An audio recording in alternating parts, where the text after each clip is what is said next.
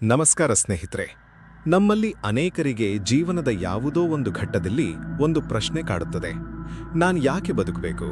ಈ ಭೂಮಿಯ ಮೇಲೆ ನನ್ನ ಅಸ್ತಿತ್ವದ ಅರ್ಥವೇನು? ಬದುಕು ಕೇವಲ ಕಷ್ಟಗಳ ಸರಮಾಲೆಯಾದಾಗ ಸಾವು ಸುಲಭ ಎಂದು ಏಕೆ ಅನಿಸುತ್ತದೆ? ನೆನಪಿಡಿ, ನೀವು ಇಂದು ಉಸಿರಾಡುತ್ತಿದ್ದೀರಿ ಎಂದರೆ ಈ ಬ್ರಹ್ಮಾಂಡಕ್ಕೆ ನಿಮ್ಮ ಅಗತ್ಯವಿದೆ ಎಂದರ್ಥ. ಗೌತಮ ಬುದ್ಧ ಅಂದು ಒಂದು ಅದ್ಭುತ ಸತ್ಯವನ್ನು ಹೇಳಿದ್ರು.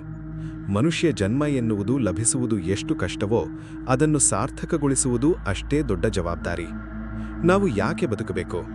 ಈ ಸತ್ಯದ ಕಥೆ ನಿಮ್ಮ ಬದುಕಿಗೆ ಹೊಸ ಭರವಸೆ ನೀಡಬಹುದು. ಒಮ್ಮೆ ಬುದ್ಧ ತನ್ನ ಶಿಷ್ಯರಿಗೆ ಮನುಷ್ಯ ಜನ್ಮದ ಮಹತ್ವವನ್ನು ವಿವರಿಸಲು ಒಂದು ಸುಂದರ ಉದಾಹರಣೆ ನೀಡಿದನು. ದೊಡ್ಡ ಸಮುದ್ರವೊಂದರಲ್ಲಿ ಒಂದು ಕುರುಡು ಆಮೆ ಇರುತ್ತದೆ. ಅದು 100 ವರ್ಷಕ್ಕೊಮ್ಮೆ ಸಮುದ್ರದ ಮೇಲ್ಪದರಕ್ಕೆ ಬರುತ್ತದೆ. ಅದೇ ಸಮುದ್ರದ ಮೇಲೆ ಒಂದು ಚಿಕ್ಕ ಮರದ ಬಳೆ ತೇಲುತ್ತಿರುತ್ತದೆ. 100 ವರ್ಷಕ್ಕೊಮ್ಮೆ ಆಮೆ ಮೇಲೆ ಬಂದಾಗ ಅದರ ಕತ್ತು ಆ ಮರದ ಬಳೆಯೊಳಗೆ ಸಿಲುಕುವ ಸಾಧ್ಯತೆ ಎಷ್ಟು ಕಡಿಮೆ ಇದೆಯೋ ನಮಗೆ ಈ ಮನುಷ್ಯ ಜನ್ಮ ಸಿಗುವ ಸಾಧ್ಯತೆ ಅಷ್ಟೇ ಕಡಿಮೆ ಇದೆ. ಬುದ್ಧ ಹೇಳಿದ್ರು, ಸೋದರನೇ, ಭೂಮಿಯ ಮೇಲೆ ಬದುಕಲು ನಿನಗೆ ಅವಕಾಶ ಸಿಕ್ಕಿರುವುದೇ ಒಂದು ಪವಾಡ. ಈ ಭೂಮಿ ಕೇವಲ ವಾಸಿಸುವ ಸ್ಥಳವಲ್ಲ, ಇದು ಆತ್ಮದ ವಿಕಾಸಕ್ಕಿರುವ ಏಕೈಕ ಶಾಲೆ. ಸ್ವರ್ಗದಲ್ಲಿ ಕೇವಲ ಸುಖವಿದೆ, ನರಕದಲ್ಲಿ ಕೇವಲ ದುಃಖವಿದೆ. ಆದರೆ ಭೂಮಿಯ ಮೇಲೆ ಮಾತ್ರ ಸುಖ ಮತ್ತು ದುಃಖ ಎರಡೂ ಸಮಾನವಾಗಿದೆ. ಇಲ್ಲಿ ಮಾತ್ರ ನೀವು ಜ್ಞಾನಿಯಾಗಿ ಬೆಳೆಯಲು ಸಾಧ್ಯ. ಇವತ್ತು ನಾವು ಸಣ್ಣ ಸೋಲು ಅಥವಾ ಅವಮಾನಕ್ಕೆ ಬದುಕು ಸಾಕು ಎಂದುಕೊಳ್ಳುತ್ತೇವೆ. ಆದರೆ ಬುದ್ಧನ ಪ್ರಕಾರ ಬದುಕು ಎನ್ನುವುದು ನೀವು ಪಡೆಯುವ ಫಲಿತಾಂಶವಲ್ಲ, ಅದು ನೀವು ಸಾಗುವ ಹಾದಿ.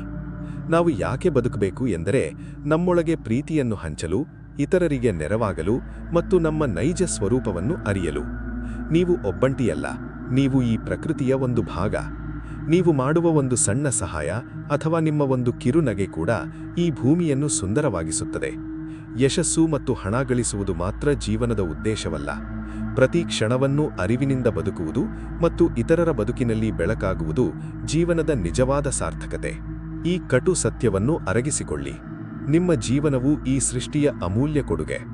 ಬುದ್ಧನ ಈ ಕುರುಡು ಆಮೆಯ ಪಾಠ ನಿಮ್ಮಲ್ಲಿ ಹೊಸ ಬದುಕುವ ಛಲ ತುಂಬಿದ್ದರೆ ಇಂದಿನಿಂದಲೇ ನಿರಾಶೆ ಬಿಟ್ಟು ಭರವಸೆಯಿಂದ ಮುನ್ನಡೆಯಿರಿ. ಬದುಕು ನಿಮ್ಮನ್ನು ಕೈಬಿಟ್ಟಿಲ್ಲ, ನೀವು ಬದುಕನ್ನು ತಪ್ಪಾಗಿ ಅರ್ಥೈಸಿಕೊಂಡಿದ್ದೀರಿ ಅಷ್ಟೇ. ನಿಮ್ಮ ಬದುಕಿನಲ್ಲಿ ಅತ್ಯಂತ ಖುಷಿ ನೀಡಿದ ಆ ಒಂದು ಕ್ಷಣ ಯಾವುದು? ಕಮೆಂಟ್ ಮಾಡಿ ತಿಳಿಸಿ.